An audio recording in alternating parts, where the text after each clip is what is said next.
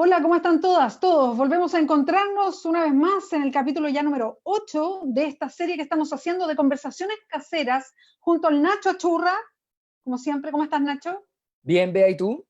Muy bien, muy bien. Todos los miércoles, todos los domingos estamos entrevistando, conversando, teniendo estas conversaciones cada uno, cada una en su casa, con distintos diputados, diputadas del Frente Amplio. Y estamos ahora con nuestra invitada estelar que está en San Antonio, en su casa. Se trata de la diputada de Comunes, Camila Rojas Valderrama. ¿Cómo está, diputada? Muchas gracias por acompañarnos. Bien, Bea, gracias. Qué gusto poder estar contigo y con el Nacho en este espacio. Hola, Cami, ¿cómo estás ahí? Bien, aquí llegué agitada porque venía de Valpo, así que llegué hace 10 minutos. Ya, pero ¿agitada porque venías del Congreso o agitada porque el camino agita y eso? No, el camino agita. Creo que en general Ya. el Congreso me provoca otra sensación. Oye, ¿y Bueno, qué nivel de tráfico viene de Valparaíso a San Antonio? ¿Hay mucho auto circulando? No, hay principalmente camiones. Lo que más se ve son camiones y igual hay una aduana sanitaria en uno de los Ah, peajes. Así que ahí no, siempre que he pasado durante esta crisis hay control y me piden la licencia para saber si vivo acá efectivamente. No sé si funciona cuando alguien no es de acá, pero al menos a mí ya. siempre me la piden y hay un control. y siempre vas hasta San Antonio, que es tu casa, Cami. Pero mira, antes de seguir, quiero hacer como la presentación formal, ¿no? Siempre lo hacemos con nuestras invitadas y nuestros invitados. Camila Rojas es bueno, diputada de un distrito que es la mitad de la región de Valparaíso. Ella es de San Antonio, nacida, criada, estudió en San Antonio, vive en San Antonio, como la escuchan. Camila Rojas partió en la política desde el colegio ya y desde el movimiento secundario, movimiento pingüino, ahí a lo mejor se manifestó más públicamente en la política, ya vamos a estar conversando de eso. Fue presidenta de la FECH y de ahí la recordamos. Yo me acuerdo que me tocó entrevistarla como presidenta de la FECH. En esa época la Cami tenía el pelo más largo, pero tenía esa misma cara porque sigue siendo muy joven, además. Es administradora pública, bueno, estudió en la Universidad de Chile, por eso es presidenta de la FECH. Además, es una de las diputadas más jóvenes, además. De hecho, cuando salió diputada, ella junto, creo que era con la Cata Pérez, decían Sí. diputadas que nacieron cuando ya habíamos vuelto, bueno, a la democracia o post-dictadura, y era como la novedad de quienes estaban llegando al Congreso a Las propósito de únicas la dos diputadas renovación del Congreso. Sí, nacidas en democracia. así es. Exactamente. Algo bien interesante. Viene de izquierda autónoma, hoy día es militante de Comunes, le gustan las cumbias, los boleros, toca la trompeta, cosa que no sabíamos con el Nacho y ya le vamos a estar preguntando a propósito de eso. Participó desde siempre en los carnavales que se hacen en San Antonio, su San Antonio querido. Su papá ha sido pescador, marino mercante. Hoy día ella participa en las comisiones de educación, porque ha sido uno de los temas que ha tratado durante todo el tiempo que ha sido parlamentaria y desde antes como dirigente, también en la comisión de pesca. Su mamá siempre ha trabajado y trabaja en Yoyeo, así es que es bien de esa zona costera, de la otra zona costera, yo diría, de la región de Valparaíso. Así es que, Cami, un gusto conversar contigo hoy día. Gracias, Beatriz. Me hiciste una gran presentación. Me dieron ganas de conocerme. A mí me gustaría verte tocando la trompeta. ¿Qué quieres que te diga? Nosotros decíamos con Ahí el Nacho, tenemos, tan menudita que se ve la Cami, como que ganas de verla ahí en su expresión artística, musical. sí, Sí, ahí quedamos con ganas. tengo una trompeta, pero hace tiempo que no toco, la verdad. Por lo menos hace 1 año y medio. ¿Y tocaba ahí en los carnavales, o sea, en movimiento? Porque Empecé es una tocando en el exigencia colegio, extra. en la banda de guerra. Es como mi Ah, pasado semioculto, porque Epa, no me pasó gusta mucho militar. la banda de guerra, pero es muy militar, pero aprendí a tocar ahí. De hecho, mi instructor de banda era un ex carabinero, que tenía una historia muy interesante porque él siempre tocó en la banda de los carabineros, en el Orfeón, y cuando llegó el 73 lo mandaron a ser guardia de palacio, con todo el golpe y toda esa situación, y él nunca había hecho nada referido a tener armas, ¿no? Porque él era trompetista. Entonces se parece a una parte de la película de Andrés Wood, La Buena Vida, en donde Mm, un chico que toca clarinete, como que tiene que intervenir en un asalto, ya, una situación así. Así que aprendí con un instructor ex carabinero. Mira, yo creo que lo que más aprendí es disciplina, como de ese espacio de la música, porque después fui parte de la orquesta juvenil de San Antonio. Y ahí aprendí mucho más, bueno, era otro tipo de música, toqué en otras bandas y yo creo que ha sido de las experiencias más bonitas que he tenido, con sensaciones que no he vuelto a vivir, porque me acuerdo haber tocado en la orquesta y después como escuchar el aplauso y eso, y como, o la melodía, como que son cuestiones que se viven solo en esos espacios, así que es bonito, pero mis últimas presentaciones fueron en el carnaval, tocando con la comparsa de Cerro Alegre. ¿Y eso en qué año? El 2018, sí, el Sí. 2018, no, sí fue, ya era diputada, de hecho, cuando la última Ya. vez el 2019 igual toqué, en el verano del 2019. ¿Cuándo son los carnavales en San Antonio? En febrero, pero este año no hubo, o hubo como una versión reducida, Ya. porque como estábamos en revuelta, se suspendió como la versión en su carácter más tradicional, y se hicieron unos pasacalles, y de esos no participé, pero el 2019 y el 2018 salí tocando. Menos que Qué antes, bien. sí, porque más, con más cosas, pero me gusta harto tocar, aprendí mucho. Y además que yo soy súper descoordinada, yo no bailo, no es como lo mío. Entonces implicó mucha disciplina y mucho esfuerzo, por ejemplo, tocar trompeta y marchar, o iba a hacer bailes y cosas, fue semanas y Oye, semanas de práctica. pero no bailáis en el sentido de que no eres demasiado buena o no bailáis, porque si te gusta la cumbia, ¿es solo No, para mira, escucharla es que o...? soy bien tiesa en verdad, esa es mi realidad, soy descoordinada, como que, entonces, como no era algo que hiciera bien, no lo hago frecuentemente, pero yo creo que he mejorado mucho, entre otras cosas porque toqué trompeta, Claro. Mejorarte el porque, oído. sí, es que en verdad la experiencia de hacer música es muy cuática. Yo siempre a mis amigas que tienen hijos, yo lo encuentro hijas muy recomendable. Sí. Oye, Cami, bueno, qué bonito que hables de eso, de la disciplina, del método. Una de tus características, y esto no lo sé por ti, porque tú no eres de las que hablas de sí misma mucho en general, sino que más bien por gente que trabaja contigo, es que tú siempre has sido una diputada y antes como estudiante y como dirigente política como con mucha disciplina. O sea, como muy metódica, muy matea, la típica usanza, ¿no? Es muy matea la Cami, así. Entonces, no me extraña que pese a que a lo mejor no era tu facilidad, termines sacando el ritmo, tocando la trompeta, en fin. Porque bueno, eso marca como, hay personalidades que son así, pues que se imponen una disciplina y siguen para adelante. Entonces, a propósito de eso mismo que tú señalas, de todo este camino político y que ya lo vamos a ir tocando con más detalle, yo te quería preguntar por algo bueno, que nos fuimos conociendo. Yo te conocí primero entrevistándote y eras presidenta de la FECH, después te conocí como la candidata a diputada por San Antonio, cuando ya todos éramos parte del Frente Amplio. Hoy día ya eres diputada y siempre te he conocido también como una feminista, con un discurso feminista como dirigente política dentro de Izquierda Autónoma. Lo tengo muy presente cada vez que tomabas la palabra como candidata, por ejemplo, que lo dejabas muy presente sobre los escenarios en los que estabas o cuando hablabas. Y hoy día, y estoy yendo a la contingencia, el tema se ha vuelto bien relevante, no por esta pandemia solamente y lo que ha mostrado que nos pasa a nosotras las mujeres, sino que por el nombramiento hoy de la nueva ministra del Servicio Nacional de la Mujer y Equidad de Género.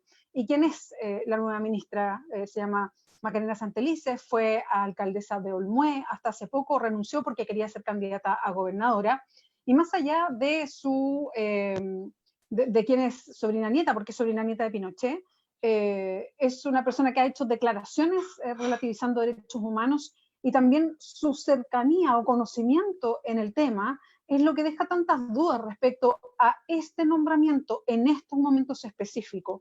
¿Cuál es la reacción o cómo te planteas tú frente a la que hoy día sabemos es la nueva ministra de la Mujer? Sí, bueno, bien compleja la situación, principalmente pensando en que el Ministerio de la Mujer y Equidad de Género se crea con el objeto de defender los derechos de las mujeres, Y nosotros ya veníamos de una situación bien dura, teniendo a la ministra Pla, en nuestro caso la interpelamos en el Congreso, había habido una interpelación social que se sostuvo durante varios meses desde el estallido por la ausencia ante la violación de derechos humanos, de violencia política sexual. Entonces ya veníamos de una situación bien dura, como digo. Estuvimos 54 días sin ministerio, sin una cabeza en el Ministerio de la Mujer, y esos 54 días, yo digo, en definitiva, importan, sobre todo cuando a raíz de la crisis del COVID, lo que tenemos es que hay más violencia doméstica, lo que tenemos es que hay una crisis de los cuidados que se vuelve más evidente, por lo tanto 54 días no dan lo mismo. Pero ahora, una vez que está el nombramiento, nos enteramos de que la trayectoria política de la actual ministra poco tiene que ver con la defensa de los derechos de las mujeres.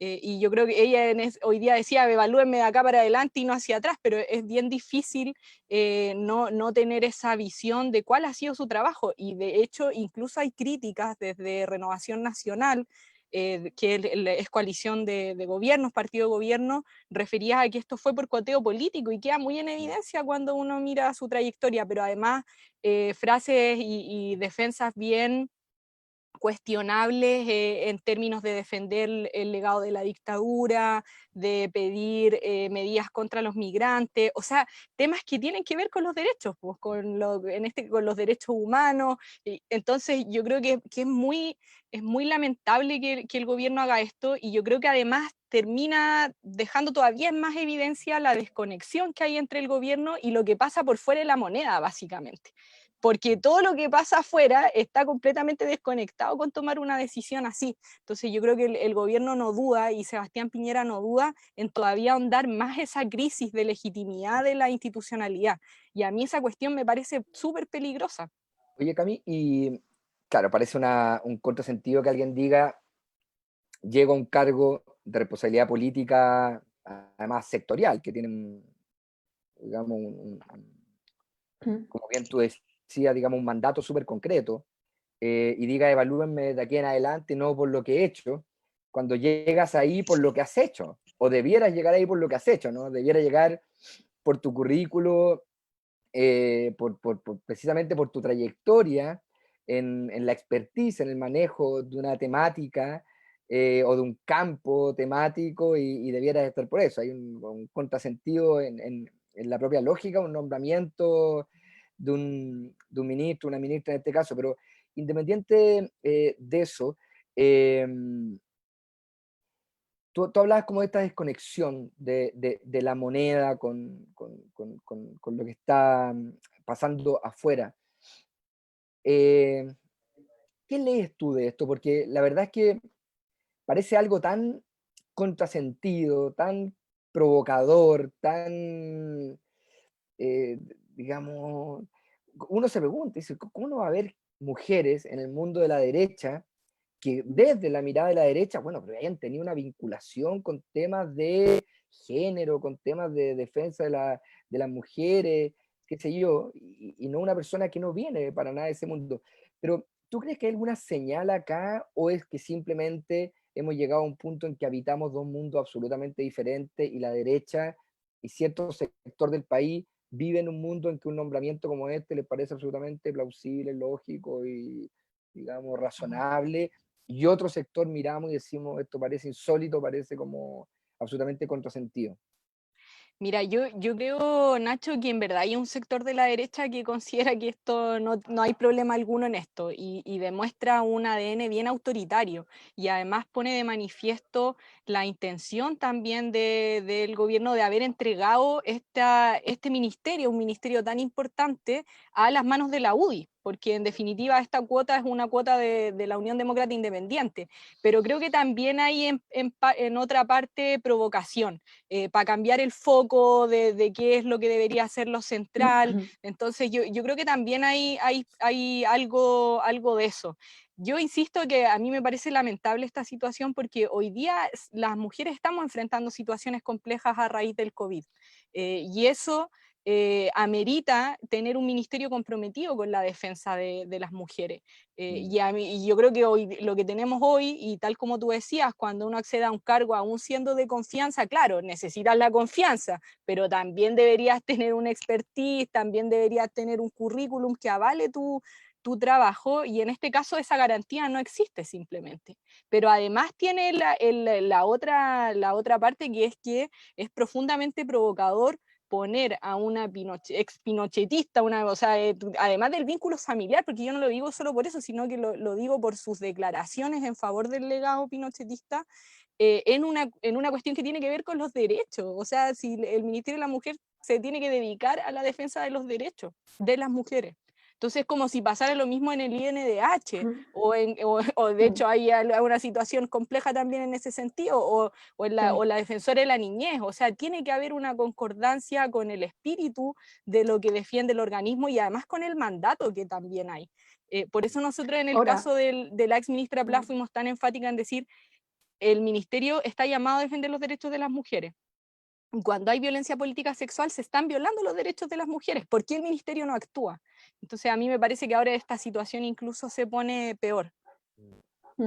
Sí, yo quería tomar lo que decía la Cami, porque me parece que hay varias cuestiones o varias lecturas también que hacer con el nombramiento, pero también con el momento que llama la atención, porque estamos viviendo además un momento por el COVID-19 que se pone mucho la atención sobre lo que está pasando con nosotras, con las mujeres en Chile, bueno, en el mundo, pero hoy día estamos hablando de nuestro país, por la situación de encierro, por las situaciones laborales, porque estamos viviendo y se nota lo que nos está pasando a nosotras.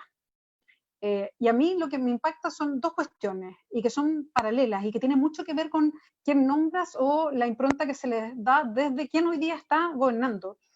Venimos de una movilización feminista mundial enorme, y que ha puesto bajo la lupa lo que nos pasa a las mujeres en todas las dimensiones, quizás como hace mucho tiempo no se hacía. Y creo que develando unas conversaciones que no teníamos de una manera tan sincera, no solamente hablando de los temas de violencia, sino también del significado del trabajo, de los tipos de trabajo, de la remuneración, de lo que significa el trabajo no remunerado incluso para el PIB de un país y que hoy día no se considera. O sea, como hablando de una multidimensión de temas que antes no considerábamos, económicos, sociales, políticos, culturales, artísticos, en fin, que tiene, y el rol de nosotras las mujeres. Y en ese contexto, lo que ha pasado con la pandemia es que, pese a que tenemos esa conversación que está como en esta dimensión, como que volvimos a caer a la dimensión primaria. Y hoy día las mujeres vuelven a estar encerradas con sus agresores sin tener nada más que un teléfono para llamar a carabineros. Volvemos a estar trabajando con 1000 trabajos al mismo tiempo, haciendo teletrabajo, cuidando a los niños chicos, haciendo el almuerzo y teniendo las 40 pegas al mismo tiempo, pese a que veníamos de una tremenda ola feminista que estaba poniendo justo el dedo en la llaga respecto a esa situación, pero nos devuelven como a la dimensión cero nuevamente de lo que ser mujer significa en Chile. Al mismo tiempo nombran a una ministra de la Mujer en este contexto, retrocediendo, no sé, 20, 30 años respecto a una conversación que ya habíamos dado. A mí eso me impresiona, cómo pese a que tenemos una conversación, o teníamos la sensación de que a propósito de las últimas olas feministas, teníamos una conversación que estaba en este nivel, volvimos a caer como al nivel cero, con la pandemia, con las decisiones que se están tomando, y entendiendo que pese a que avanzamos, volvemos a retroceder. No sé si estoy mirando todo demasiado negativo por el encierro, llevo 7 semanas casi en cuarentena, pero me quedo con esa sensación. En sí, esa zona de Ñuñoa pero que no la con sueltan. esa sensación me quedo, claro. Sí, mira, yo comparto lo que tú mencionas, Bea, y a mí de hecho me parece muy importante el rol que se puede jugar desde la oposición política y social respecto de esto que el gobierno ha hecho en este caso con el Ministerio de la Mujer. Y eso ha sido así históricamente. En su momento, con el retorno a la democracia, muchas feministas fueron críticas a lo que empezó a pasar con el CERNAM, a un CERNAM que se le puso poco presupuesto, con un nombramiento de una ministra que en ese entonces, o sea, con rango de ministra, directora de servicio, que era Soledad Alvear, cuando se clausuraron temas como el aborto, como el divorcio, los más complicados, y aún así hubo feministas afuera que estaban diciendo, esto no es lo que esperábamos, esto no es por lo que luchamos, qué bueno que se haya formado la institucionalidad, sin embargo, hoy día esa institucionalidad no está respondiendo a las demandas de las mujeres. Y yo creo que mirando esos hechos históricos también es bien relevante lo que se puede hacer hoy.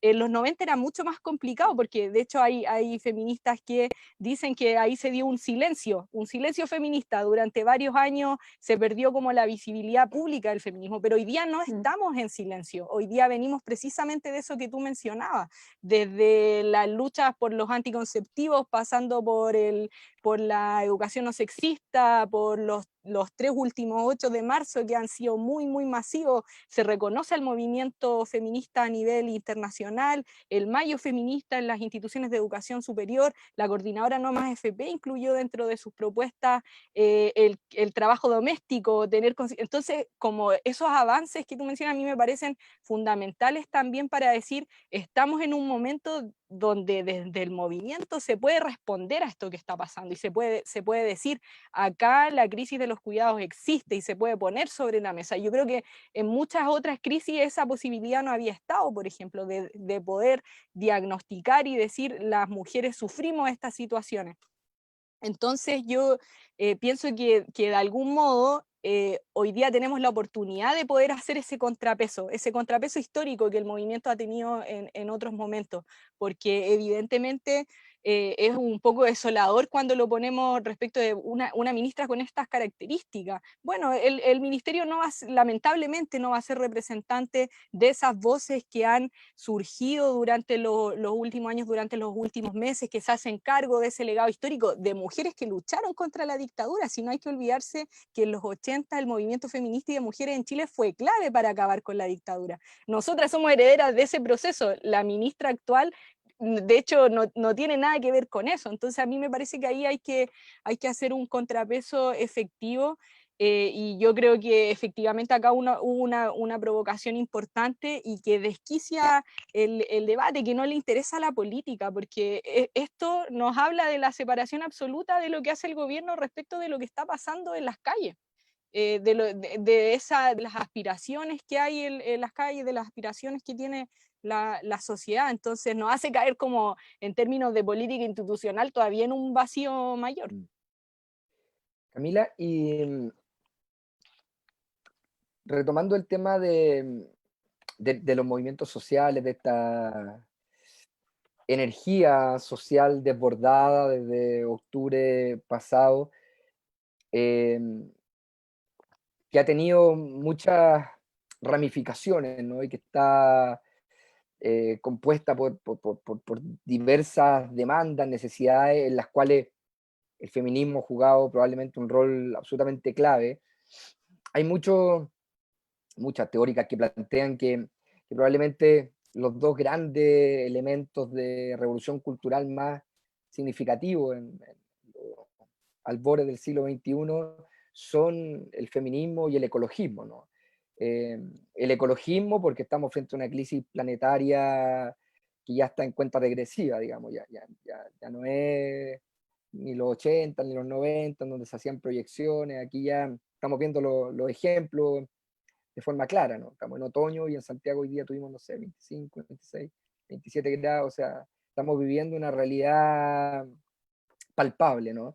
Y el feminismo que tiene un devenir histórico de larga data, pero que cada cierto tiempo se hablan como de estas olas, ¿no? Que vuelven a reinstalar, a repolitizar el espacio y claramente ha irrumpido con fuerza como un factor cultural, y probablemente son dos elementos constitutivos de esta fuerza social, pero estábamos precisamente después del 8 de marzo, un 8 de marzo nuevamente histórico a nivel mundial, veníamos de octubre, veníamos de una crisis social y política potente, yo diría institucional, y viene esta otra crisis que además trasciende lo local, trasciende lo nacional, una crisis de carácter absolutamente, nuevamente, planetaria, una crisis de carácter global, que muchos dicen que va a cambiar definitivamente el mundo, ¿no? Por la irrupción de los elementos propios de la tecnología, por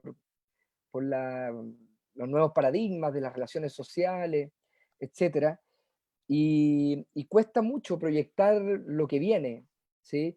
Pero uno tiene inevitablemente la sensación de que veníamos como con una energía de cambio, de transformación en lo local, y que quedó interrumpida. ¿Tú te aventuras un diagnóstico o algunas intuiciones que sea respecto a cómo vamos a retomar cuando podamos volver a encontrarnos de manera presencial en las calles? ¿Tú crees que la discusión política va a cambiar radicalmente, va a estar supeditada ya a estos elementos propios de la crisis sanitaria? ¿O vamos a recuperar un poco esa energía y una cierta esperanza, ¿no? También que había surgido en octubre? Sí, bueno, lo primero, Nacho, es decir que tanto el 18 de octubre como momento y luego todo lo que ha pasado con el coronavirus son escenas que nos hubiesen preguntado en septiembre del año pasado y eran inimaginables. Una muy deseable, que fue la revuelta social, porque si a mí me hubiesen dicho, yo hubiese dicho, no, hay que trabajar mucho todavía para eso, pero no, vino esta revuelta con toda la fuerza que tuvo, y otra mucho más lamentable, que es lo que estamos enfrentando en términos de crisis sanitaria. Y yo creo que ha quedado en evidencia que este modelo no resiste más, en ambas, con la revuelta social de manera muy evidente, pero hoy día ante la situación sanitaria también nos damos cuenta que todas esas veces que se prefirió no escuchar a los trabajadores y trabajadoras de la salud, que se decidió conscientemente no aumentar el presupuesto de la salud pública, que se le quitaron recursos en pos del negocio de la salud privada, todo eso estuvo mal y hoy día cargamos con esas consecuencias. A mí me toca enfrentarlo desde San Antonio. Acá tenemos varias complicaciones y contagiados, varias complicaciones en el hospital, y es evidente, uno mira y dice, claro, el abandono de años hoy día nos pasa a la cuenta de la manera más dramática que puede hacerlo, porque es con la vida. Entonces yo pienso que ambos momentos en definitiva tienen en común, uno de una manera mucho más esperanzadora y la otra de una manera mucho más brutal, el que este sistema tal y como lo conocemos, que lo que hemos vivido en Chile es una cuestión que hay que cambiar. Hace como 2 semanas Jacqueline Van Rieselberghe decía que ella creía que estaba creciendo el rechazo, y yo creo que lo que hemos visto es precisamente también la posibilidad de decir, no, acá hay que cambiar la Constitución. Nos ha pasado con varios temas ya durante la pandemia en donde uno dice, quisiéramos avanzar en AFP a raíz de que los fondos se están desplomando, no podemos.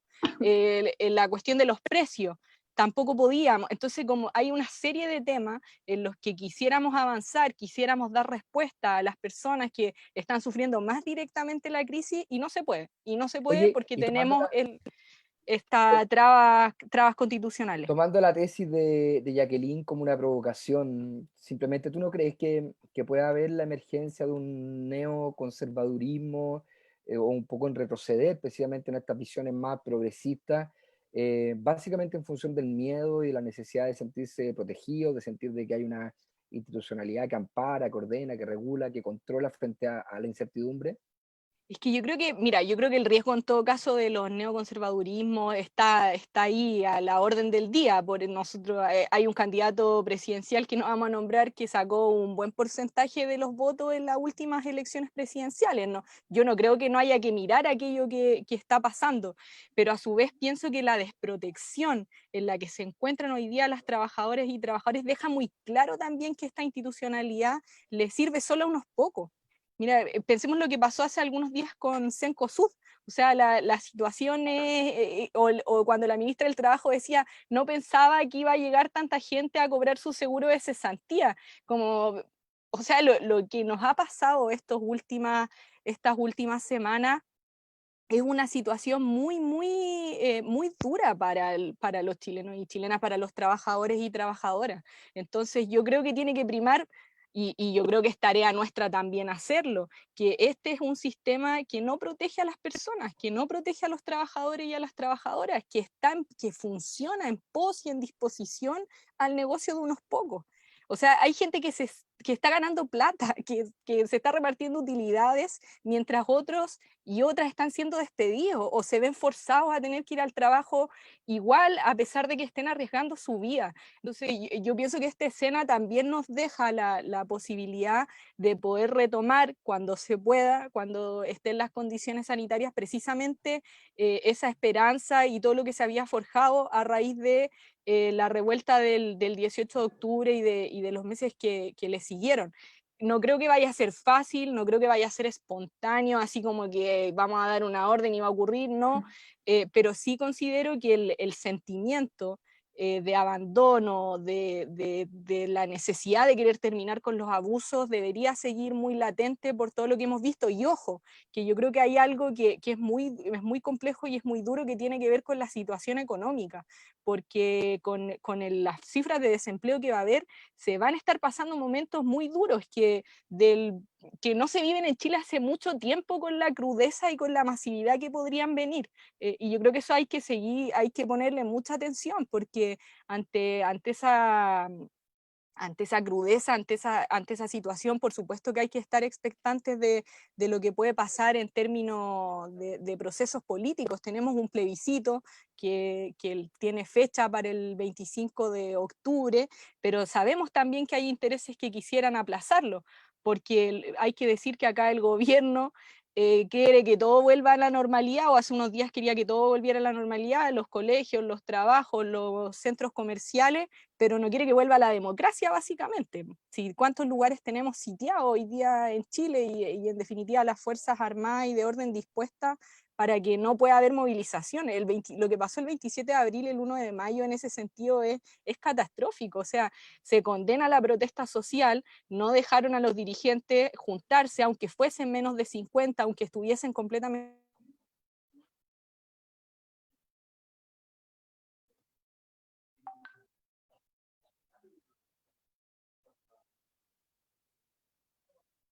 de manera pacífica, pero sí se dice vayan al mall. Entonces las contradicciones del sistema yo creo que han quedado más a la pandemia. Ahora, Cami, tú decías algo que a mí me parece que es súper interesante. Hay varias ¿Aló? preguntas o cosas. ¿Nos escuchamos bien? Estaba un poquito pegada la comunicación de la Cami en los últimos segundos, pero se alcanzó a Allá. entender. Ahora, dedito para arriba, ¿sí? ¿Nos escuchamos Sí, bien? estamos al Muy aire. bien, muy bien, excelente. Cami, ¿escuchas bien? Bien, dedito para arriba. Sí, es que hay varias cuestiones que se desprenden. Quería hacerte una pregunta a propósito, que me ha tocado estar en reuniones así o en Zoom más abiertos con gente del Frente Amplio, y no solo del Frente Amplio, de distintas regiones, y varias plantean y se preocupan respecto al futuro del plebiscito. O sea, como que les da susto que se cuestione si se va a hacer el plebiscito o no. Y una de sus preguntas es, ¿nos pueden asegurar que va a haber plebiscito? Y claro, y la fecha del plebiscito, así como asegurarla ahora. Y por supuesto que, si bien hay una trayectoria que está fijada y que el plebiscito es algo que se establece por ley, evidentemente nadie puede hoy día cerrar con fuego la fecha a propósito de lo que estamos viviendo, pero sí, efectivamente hay una decisión que es legal para hacer un plebiscito. O sea, esto se votó en el Parlamento. Pero ¿cómo lo miran ustedes, Cami, y si efectivamente, qué se puede decir desde el Parlamento a propósito de gente que le da susto de qué es lo que puede pasar a propósito de que primero se cuestiona si a nivel sanitario se va a poder hacer, o incluso si económicamente se va a poder hacer, como en algún momento lo insinuó el propio presidente? Sí, bueno, fue bien desafortunado lo que dijo el presidente referido al plebiscito. Yo sobre todo lo pienso desde el punto de vista de la necesidad constante de clausurar la democracia, porque cuando se dice que no va a haber plebiscito, lo que estáis diciendo es eso, más allá de si la justificación es la plata o la justificación que sea, estás clausurando la democracia, un proceso que no se dio porque el presidente lo decidió, no se dio porque el Congreso lo votó, se gestó a raíz de una gran movilización social, de una necesidad importante que se venía planteando hace muchos años, de un proceso respecto de la necesidad de cambiar la Constitución. Por lo tanto, yo en esos dichos veo mucho aprovechamiento, y como digo, veo como que ese rol autoritario y ese autoritarismo que algunos llevan en la sangre sale a la luz precisamente con cuestiones así. Hay que reconocer que hay sectores en la propia derecha que no están de acuerdo con los dichos del presidente, que de hecho salieron a decir, no, el plebiscito va igual, vamos a tener el Rápidamente a proceso marcar constituyente, diferencias. muy rápido a marcar diferencias, y yo en ese sentido valoro que esas posiciones existan dentro de la derecha, porque a veces también es bien desolador mirar para allá y ver que no hay ninguno que salga a defender la democracia, que salga a defender los procesos que han marcado el Chile de los últimos tiempos. En este caso, algunos alzaron la voz y marcaron la diferencia. A mí me parece fundamental que el plebiscito ocurra, y yo creo que nosotros lo tenemos que defender con toda la fuerza, y precisamente tenemos que ser esa oposición también que nos ha costado ser, y que nos ha costado tener unidad para empujar en términos institucionales. Entonces, creo que en ese sentido no lo podemos poner en duda como proceso, pero sobre todo porque no es un proceso que inventamos o que surgió entre cuatro paredes, o que nos acordamos como que algún iluminado se le ocurrió. No fue eso, esto es parte de un proceso social, y yo creo que eso se va a seguir gestando. O sea, si hoy día si la movilización masiva se detuvo, no fue porque el presidente Piñera empezó a dar respuesta a la manifestación social, fue porque hay una pandemia mediante y porque tenemos que ser responsables con cuidarnos y cuidar a los demás. Pero yo creo que ese proceso, el mismo que hizo surgir la posibilidad de un plebiscito, tenemos que empujar que siga una vez que esta crisis en su versión más radical vaya en bajada. Oye, Cami, y desde un punto de vista ya más estrictamente político, ¿cómo crees tú que se puede, o cómo visualizas tú que se puede o que se empieza de alguna manera a operativizar la articulación de el mundo de la política institucional y este otro mundo que es el mundo social, el mundo de los movimientos, el mundo de las organizaciones de la sociedad civil? Porque probablemente uno de los diagnósticos que son compartidos, digamos, en todo el ámbito político es que la movilización social no respondía a ningún partido en particular, que no tenía un liderazgo ni una conducción política de carácter partidario. Yo suscribo la tesis de que si bien no hay una vinculación directa con los partidos, hay básicamente un ideario de propuestas, de miradas, de demandas que conectan más con ciertos sectores de la institucionalidad política que con otros. Y por cierto que creo que sectores como el Frente Amplio y ciertos sectores de la centroizquierda o de la izquierda estamos mucho más en sintonía con esas demandas sociales que sectores más reaccionarios, más conservadores, qué sé yo, más liberales, etc. Pero ¿cómo pueden, según tú, confluir estos mundos? Y lo digo porque te veo atrás tu pañoleta de Noma FP, de En todas las pañoletas. todas las Todos los pañoletas, colores, sí.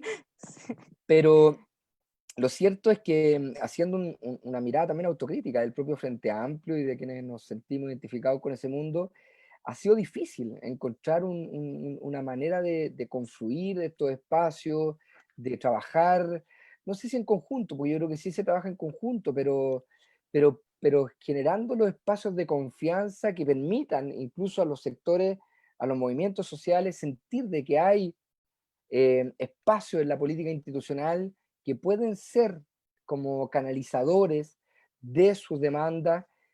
¿Cómo crees que va a funcionar eso de aquí en adelante? Sí, bueno, pienso que es bien importante generar esos nexos y en definitiva ese vínculo entre como entre esta oposición más social, porque yo ese es el carácter que le reconozco a la manifestación y a todo lo que pasó desde octubre, que es una manifestación evidentemente opositora, y opositora yo creo que al gobierno principalmente y a las políticas que el presidente Sebastián Piñera ha impulsado, pero también opositora a una forma de hacerla, de entender la democracia, a un régimen. A un sistema económico, a un sistema político, no simplemente como a Piñera, claro, él en la cabeza en nuestro caso en el país, sin embargo, es una cuestión mucho más profunda. Entonces, como ese carácter opositor, claro, la idea es que también esa oposición tenga una expresión institucional, entonces yo hago como ese nexo entre la oposición social y una oposición de carácter como político institucional que tiene que existir. No es fácil, no es fácil. Yo pienso sobre todo porque en Chile llevábamos muchos años, y los 90 fueron muy característicos de eso, de una intención de silenciamiento, de una intención de desarticulación, que claro, venía arrastrada de la dictadura, pero que una vez con el retorno a la democracia, eso o sea, como que no se le ponen las fichas necesarias a que todo eso que se había provocado en las calles para terminar con la dictadura pudiese tener posteriormente una expresión.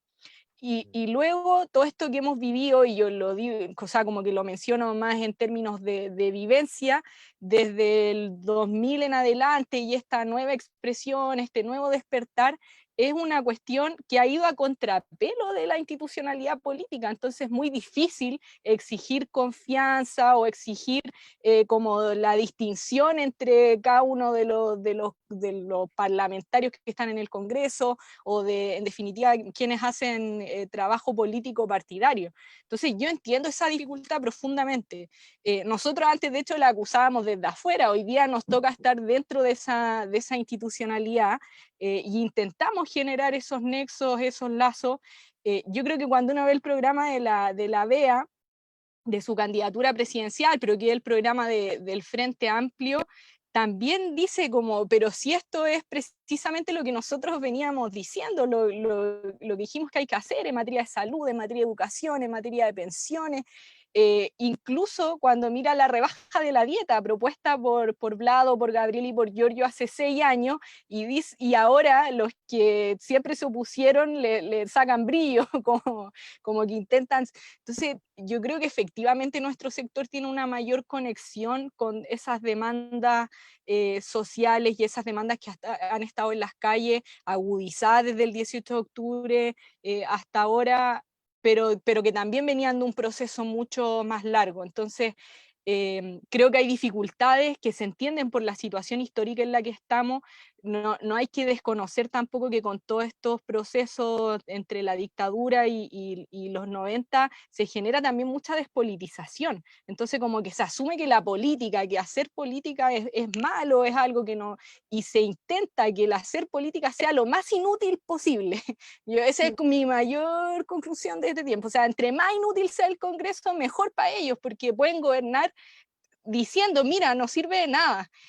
No sirve de nada el gobierno local, no sirve de nada el Congreso, no sirve de nada, ¿para qué le pagamos a los políticos? Porque entonces se genera en definitiva esa escena donde tú querías anular la política completamente, porque por supuesto que yo entiendo el malestar y el enojo respecto de que esos espacios institucionales son inútiles para las demandas sociales, o muy pocas veces son útiles, para decirlo en la versión positiva.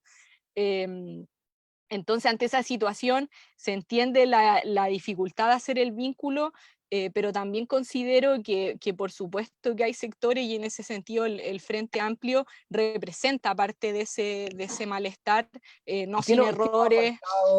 ¿Qué nos ha faltado para conectar de manera más decidida, crees tú? Pucha, yo creo que lo más difícil es que nosotros somos una coalición muy joven. Y en ese sentido, yo pienso que eso pesa igual, que pesa que nosotros nos forjamos dentro de los movimientos y llegamos al Congreso, pero nos cuesta tener una cuestión orgánica, firme, potente, nos cuesta hacer coalición política. Nuestros partidos son muy jóvenes, los 4 partidos del Frente Amplio también son forjados, o sea, el que tiene más, ¿cuántos años tendrá? 6 años, entonces es difícil, yo creo que con esta herramienta, como que la herramienta es muy precaria, la herramienta es muy precaria, y yo creo que también responde en definitiva al Chile contemporáneo, ese Chile donde se prefirió gobernar un sistema neoliberal y hacerlo como con los amigos, ¿cachai? Como, y hacer unos traspasos, sí, pero entre los amigos neoliberales han administrado esto. Y eso, por supuesto, que suma dificultades. Yo pienso que nosotros, lamentablemente, precisamente porque somos una coalición joven, la mayoría del tiempo estamos aprendiendo, estamos construyendo sobre la marcha, y eso precisamente puede, o sea, no puede, genera que cometamos hartos errores. Ojalá pudiésemos tener una coalición mucho más fuerte, que pudiese dirigir mejor a la oposición, que jugara un rol más gravitante, pero eso está en construcción. Y yo creo que hay que ser súper sincero también con esa situación. Yo estoy en el Frente Amplio porque creo que desde ahí podemos construir un proyecto histórico además. No creo que se trate simplemente de las elecciones o de este momento en específico. Nosotros tenemos que construir un proyecto para el Chile de los próximos 10, 20, 30 años. Pero ahí hay una pregunta que hace el Nacho que es súper interesante, pero y que también tiene que ver con varias cosas. Cami, tú lo decías bien, somos una coalición joven, con partidos que están aprendiendo, y hay ensayo-error permanentemente, pero también eso se conjuga con una sociedad muy despolitizada, con una desconfianza total entre organizaciones sociales y organizaciones políticas, con una política que se ha ido depreciando frente a la ciudadanía, entonces se considera que no tiene ningún valor, y que además el Congreso, al tener poco poder frente a un sistema hiperpresidencialista, también se ve como muy depreciado, con medios de comunicación, además, que están absolutamente concentrados, entonces tampoco es que expresen pluralmente todas las voces o vayan al fondo de las discusiones. Entonces hay como una tormenta muy perfecta para poder de alguna manera como sacar el tapón y poder hacer una discusión un poco más profunda, y para poder hacer eso hay que traspasar varias barreras, hacer un trabajo territorial mucho más grande para poder instalar estas conversaciones. De hecho, yo quería tomar un ejemplo de eso, que me parece que es súper interesante como para ver en dónde como que dónde se queda la conversación y dónde debería llegar la conversación, para entender la profundidad de las cosas que se quieren hacer, las cuestiones que se quieren cambiar. Y tú lo tocaste, Cami, que es la rebaja de la dieta parlamentaria, que es algo que se está, de lo que se conversó mucho en estos días, porque pasó al Senado, porque se cambió ahí, porque volvió a la Cámara, porque va a comisión mixta, porque está en ese proceso. Y porque, bueno, cada uno está como sacando la tajada de la torta del famoso proyecto, ¿no? Es un proyecto que efectivamente nace a propósito de, o sea, de hecho nace cuando el Frente Amplio todavía no existía, sino que estaban como los cimientos del Frente Amplio, cuando solamente estaban en el Parlamento el Vlado, Giorgio y Gabriel. Y ellos presentan este proyecto hace mucho tiempo. Después del 2017, todos los que fueron candidatos y candidatas del Frente Amplio firmaron un compromiso, me acuerdo, para que apoyar la rebaja de la dieta. Y la rebaja de la dieta no como algo fetiche, no como una cosa así como, mira, vamos a hacer esto como un spot, ¿no? Rebajamos la dieta, mira que somos caperuzos, sino que tenía un fondo, tenía que ver con que cuál es el salario mínimo, era desatar una conversación respecto a cuál es el salario mínimo de un país, cómo se vive en un país, cuánto tiene que ganar un funcionario público, qué significa representar a la sociedad, qué pasa con la ganancia mediana de un país, cuáles son los salarios y la referencia de salarios, cuál es un salario mínimo y un salario máximo. Tenía que ver con un fondo respecto a los sueldos, a los salarios, a lo que pasa en el sistema público, a lo que pasa en el sistema privado, a lo que pasa con las personas que por elección popular llegan a un cargo. O sea, tenía que ver con un fondo mucho mayor, ¿no? Entonces, finalmente, todo el tránsito que ha tenido esta ley se ha ido de alguna manera como despojando del fondo. Se habla poco del fondo, de por qué finalmente se plantea una ley como esta. O sea, ¿cuál es el debate de fondo de plantear cuál es el sueldo que debería ganar un parlamentario o una parlamentaria? ¿Cuál es el sueldo que debería ganar un ministro o una ministra? ¿Puede tener un país un sueldo máximo si es que tiene un sueldo mínimo? Porque esos son los temas de fondo cuando hablas de salario, ¿no? Entonces se va despojando de un fondo que es muy interesante, que es muy importante para un país si se quiere meter de lleno en hablar de su economía, de su estructura, y se va despojando eso para dejarlo en cosas más mínimas, ¿no? En cuestiones mucho más parafernálicas, mucho más faranduleras, y no en el fondo. Y creo que todo lo que hablábamos antes, los medios de comunicación, la falta de politización de una sociedad, de entrar a los temas de fondo, juega en contra para que estos temas se vuelvan un debate de fondo y no solamente una cáscara en que finalmente cada uno trata de sacar su tajada a propósito de lo que pasó con el mismo proyecto de rebaja de la dieta, que no tiene que ver solamente con rebajar la dieta puntualmente a un parlamentario o una parlamentaria, que sí tiene que ver con eso, tiene que ver con un tema de fondo respecto a los salarios o la estructura de sueldos en un país como Chile. Sí, o sea, yo creo que tú lo dices de manera muy clara y elocuente, Bea. Evidentemente aquí hay una discusión que es más profunda y menos accesoria que decir simplemente, vamos a hacer este ajuste cosmético en los sueldos de los diputados y diputadas. De hecho, yo creo que se toca de manera muy superficial y en definitiva, como que se le quita el carácter más, como tú bien dices, sustantivo, profundo de una iniciativa de este carácter. Nosotros sabemos que cambiar el sueldo no significa que no le va a significar mañana un cambio de vida a una persona en Chile. O sea, sabemos que hay otras políticas y otras cuestiones necesarias de hacer. Sin embargo, el poner en tela de juicio y en su momento los chiquillos lo hicieron hace 6 años cuando, como tú bien dices, el Frente Amplio todavía no está conformado, el poner en tela de juicio cómo aquellas personas de la élite política se habían arreglado en definitiva los bigotes aprovechando sus cargos y sus roles. O sea, eso es lo que se puso en tela de juicio en su momento y ese es el espíritu con el cual seguimos creyendo también que hay que poner esa discusión, porque mientras el salario mínimo crece poquito, bueno, tenemos esta otra realidad de sueldos millonarios en el sector público, particularmente en el Congreso. Entonces, yo creo que la discusión sustantiva y que tiene que ver con la situación de desigualdad, de abuso de poder, de injusticia que hay en nuestro país, en definitiva se pone en discusión también y como digo, se deja en tela de juicio esta situación que se vive dentro del Congreso. En su momento los chiquillos fueron bien criticados de populistas, de comunistas, de, bueno, muchos istas, muchos apelativos, y hoy día los diputados, los senadores, los mismos que criticaron, algunos que llevan 30 años en el Congreso no tienen otra que aprobar y intentar como arreglarlo, meterle letras chicas, pero ya no pueden decirle a la sociedad, no pueden mirar a la sociedad y decir, no, está bien que yo gane esto y que usted gane el sueldo mínimo. Eso ya no se puede hacer.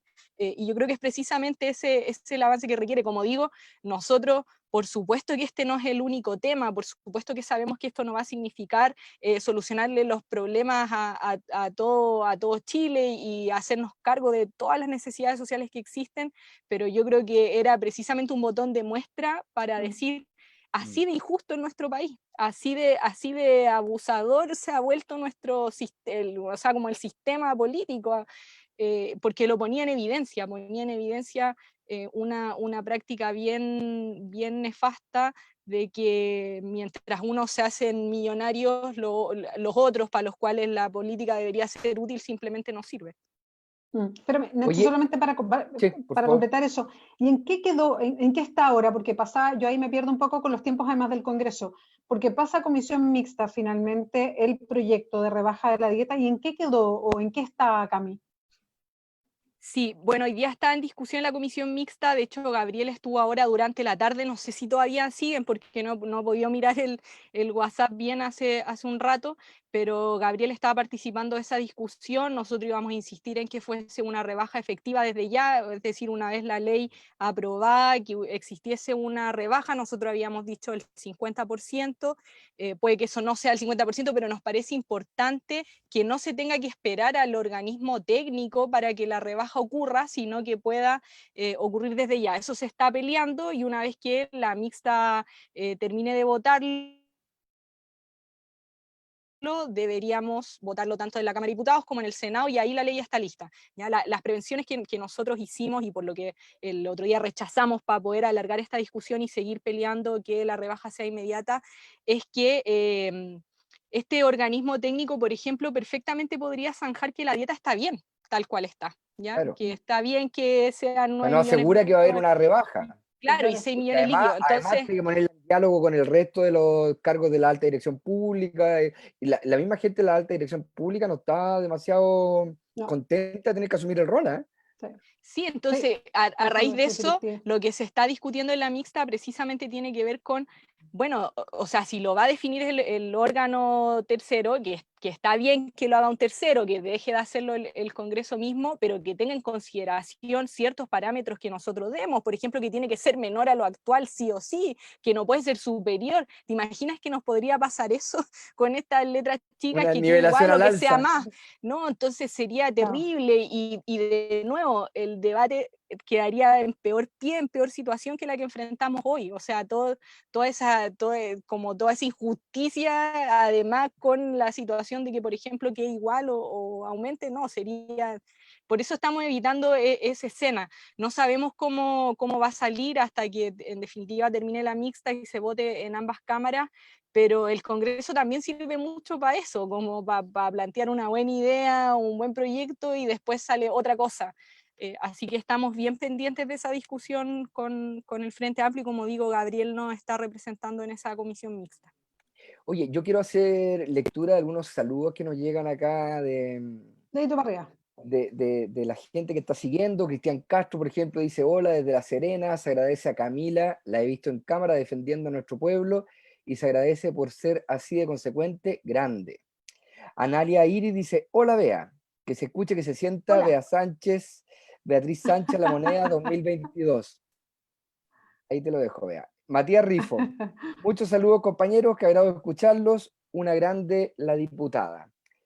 Camila,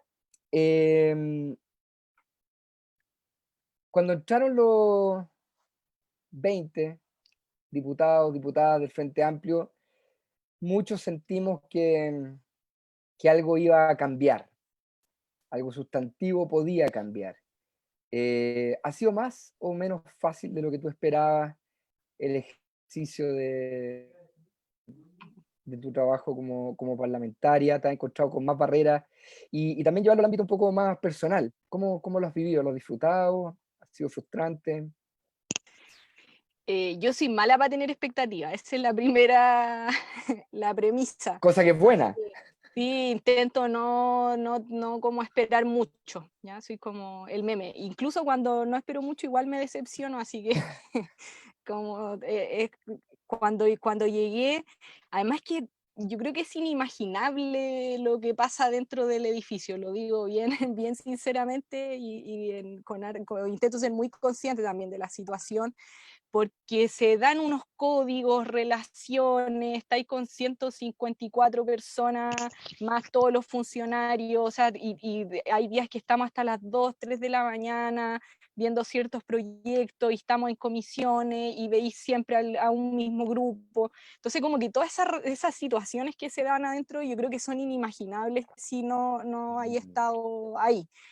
A mí, por supuesto, nosotros tuvimos como comillas la posibilidad de que el Vlado, Gabriel, Giorgio hubiesen estado antes, entonces cierta orientación podíamos tener respecto de cómo armar nuestros equipos de trabajo, respecto de cómo trabajar en el distrito. Sin embargo, como la experiencia más personal, yo sinceramente digo que no me lo imaginaba, me cuesta mucho como, o sea, no tiene nada que ver con nada que yo me hubiese imaginado previamente. Ni el Más allá, Senado universitario. no se parece, qué amable el Senado, el pleno Fech, la Confech, son una cuestión demasiado amable al lado de lo que significa el Congreso. Y le sumo que yo creo que la mayoría del tiempo es un espacio para nosotros que queremos hacer transformación y que queremos otro Chile, es un espacio de constante frustración igual, pues, por todo lo que hemos hablado en el programa, no lo voy a detallar, por todo lo que hemos hablado en esta conversa, generalmente la frustración, la impotencia es bien grande. Eh, con mucho orgullo digo que nosotros igual hemos logrado ciertas cosas, las tengo, deben ser con una mano, pero que nos ponen contentas y las defendemos, y no sé, yo por mencionar algunas cuestiones, pero la ley del jibia, que yo sé que a poco le importaba, pero nosotros metimos que la jibia era importante y lo defendimos. y nos la jugamos con los pescadores, con los profes, también nos tocó el año pasado cuando estuvieron en movilización, ellos también lograron ciertos avances, pero y lo que me ha gustado precisamente de esos procesos, y que han sido mis momentos más felices en el Congreso, es que han estado muy vinculados a la movilización social, ¿ya? Los profes, un actor protagónico, en el caso de los pescadores, también ellos dando una lucha, pese a todas las decepciones y las frustraciones que ellos han tenido a raíz de la ley de pesca, como, o sea, sectores que han sido súper golpeados por el sistema, y que se paran y en definitiva tienen sus luchas y llegan hasta las últimas consecuencias para lograr avances. Entonces yo creo que como justo han estado cruzados esos temas, como que puedo decir, no, si hemos hecho alguna cosa, porque a veces a mí me preguntan y me dicen como, ya, pero ¿qué han hecho? Y yo lo tengo anotado perfectamente para poder responder qué es lo que hemos hecho. Te voy a leer mi lista. Claro, Sí. aquí lo tengo. Es un poco así, porque en verdad no hay tantas cosas, no podría decir, no, todos los días hacemos cosas súper importantes por el país, eso sería mentira. Pero yo creo que esta quizás es la versión autocomplaciente, ya como estamos cerrando, de que hemos llevado una voz que no estaba antes, ¿no? Que no estaba, una voz que había sido excluida durante mucho tiempo de esos espacios. Entonces yo sé que es difícil, yo no le exijo a nadie que lo valore ni que nos aplaudan, porque yo creo que es nuestro trabajo, pero sí lo pongo sobre la mesa. Yo creo que llevamos una voz que había estado excluida por años de la política institucional. Y la mayoría de las cosas nos frustramos y hay impotencia porque el sistema no está hecho para hacer transformaciones y nosotros las queremos hacer, entonces chocamos con esa muralla. Así que eso, esa es mi visión. Les puedo presentar mi lista completa. Por WhatsApp, dame tu WhatsApp. Que no tomaría mucho tiempo más en todo caso. Oye, yo quiero hacerte una última pregunta muy cortita antes de que la Bea retome y probablemente ya haga el cierre del programa. Hoy día conocimos que Tomás Hirsch, un histórico dirigente de la izquierda chilena, además un pionero en el ecologismo, renunció al partido que ayudó a fundar, además el Partido Humanista, con alrededor de 300 miembros. Y este proceso de desintegración de partidos que salen del Frente Amplio y de partidos que se atomizan dentro del Frente Amplio o afuera del Frente Amplio, es un proceso que hemos visto muy acelerado desde la crisis de octubre en adelante. También hemos visto el surgimiento y ¿cómo se llama? La confluencia de otros movimientos, como tu propio partido, que ha sido una experiencia hasta el momento feliz, digamos, en convocar a dos movimientos, a dos partidos. Pero es muy cortita mi pregunta. Si la izquierda y la centroizquierda, o el progresismo, o lo que se llame, todo lo que está al otro lado de la derecha, quiere realmente ser una alternativa de gobierno y arrebatarle la posibilidad de un segundo gobierno, que yo creo que sería bastante fatal para las aspiraciones de una parte importante de la ciudadanía, y por cierto el movimiento social, tiene que confluir en un proyecto político relativamente pronto, porque venimos en una sucesión de elecciones que van a precipitar además todo el proceso de conformación de coaliciones. ¿Cuál crees tú que es la o las claves para que ese proceso ocurra felizmente? Pero Nacho, obvio que nos corta. No, pero Daba que tesis. está planteado como corta, porque Es una trampa, el Nacho. no, porque quiero apuntar a lo más relevante. Digo, Sí, ¿qué te no, parece ya a ti? la voy a hacer corta yo. Pero qué bueno que no esperaba que tu pregunta fuera corta, porque como no espero nada. No, mira, ¿sabéis qué pienso con todo lo que tú decís? Que como algunas claves, yo creo que unidad y por llegar al poder no sirve, ¿ya? Eso es una cosa. Y en ese sentido, como yo, por ejemplo, yo creo que es muy importante al interior del Congreso que nosotros insistamos en intentar tener mayoría, ¿ya? Y que por lo tanto hagamos coordinaciones con la democracia cristiana, ¿ya? Yo creo que eso no hay que perderlo de vista, pero el Congreso es un espacio. Yo creo que fuera de ese espacio nosotros tenemos que buscar una alianza que nos permita proyectarnos en serio, que nos permita presentar un proyecto histórico para Chile.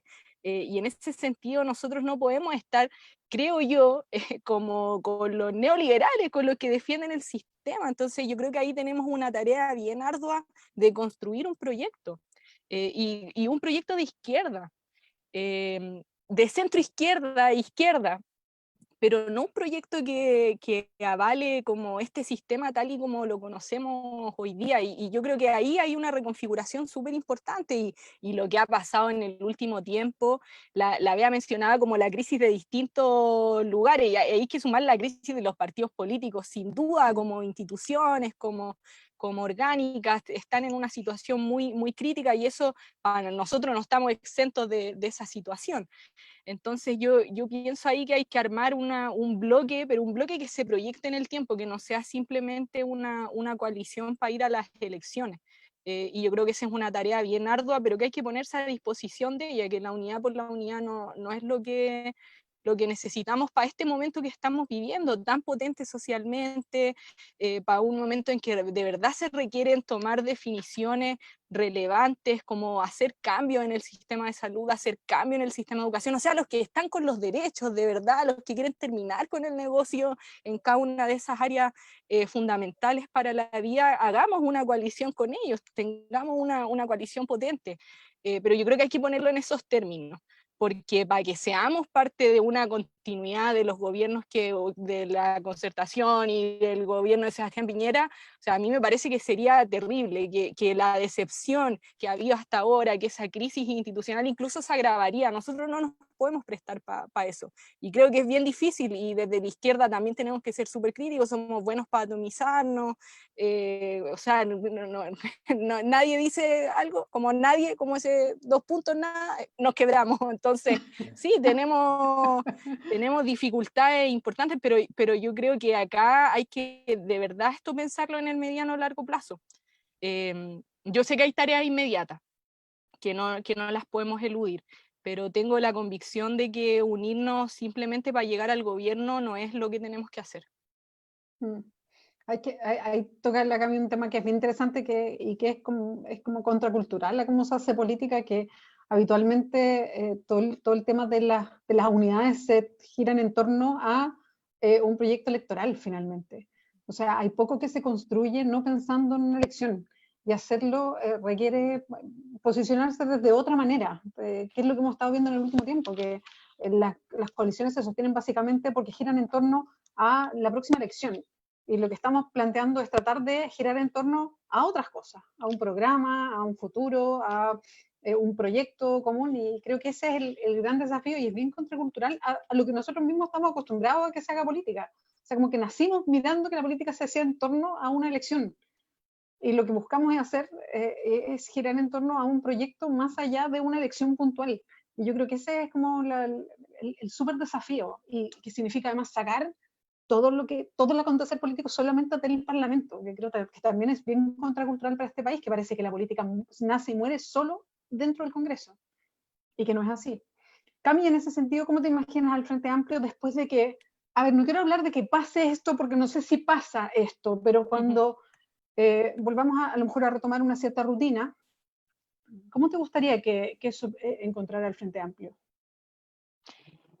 Bueno, me gustaría que nos fortalezcamos como coalición. Yo creo que este camino que hemos emprendido no es fácil por todas las cuestiones que hemos hablado este rato, pero que nos falta ahí un empujón, una remaduración, nos falta hacer más coalición, y yo creo que eso, a raíz de que estamos en procesos vivos, calientes, se posibilita más, ya como que tenemos que aprovechar esa posibilidad. Pero yo de verdad creo que el Frente Amplio, quizás como en un proyecto más grande, que puede que no tenga el mismo nombre u otro, va a ser una parte importante de ese nuevo Chile que se está gestando. Y creo que hay mucha esperanza también puesta en este bloque, y que hay que dar el ancho en ese sentido. Y yo pienso además que para estos procesos se requiere mucha conciencia histórica de todo lo que se ha vivido en Chile, de todas las luchas que nos anteceden, en definitiva, lo difícil que son estos procesos, que no son de un momento a otro. Entonces, un Frente Amplio con harta conciencia histórica, yo creo que nos va a servir y nos va a fortalecer y va a ser útil a los movimientos sociales y va a ser útil a las necesidades sociales.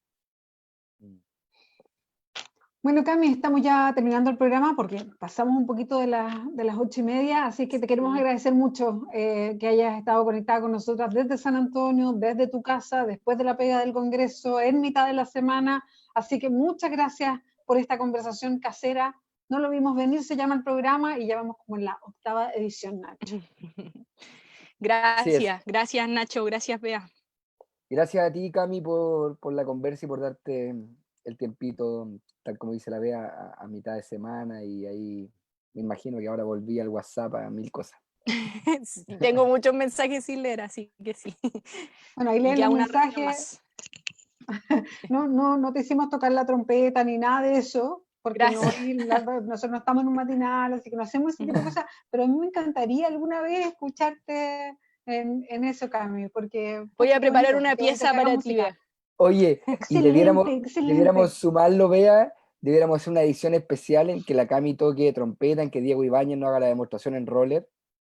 Es verdad. Que estaba aprendiendo a andar en roller. Hemos conocido cosas de los diputados. Hacía unos circuitos alrededor de su living. Alrededor de su living, que no podía salir. Exactamente. Hemos ido aprendiendo cosas. Ya, pues yo disponible también para eso. Voy a componer una pieza especial si me invitan. Fantástico. Epa. Gracias, Cami. Un gran abrazo. Ya, gracias. Gracias. Que estén muy bien. Chao, y a la gente nos vemos. Hasta la próxima. Hasta la próxima. El domingo nos volvemos a encontrar también a las 7:30, como siempre, con estas conversaciones caseras. No lo vimos venir. Nacha Churra, como siempre, un gusto. Chao. Chao, Bea. Un gran abrazo.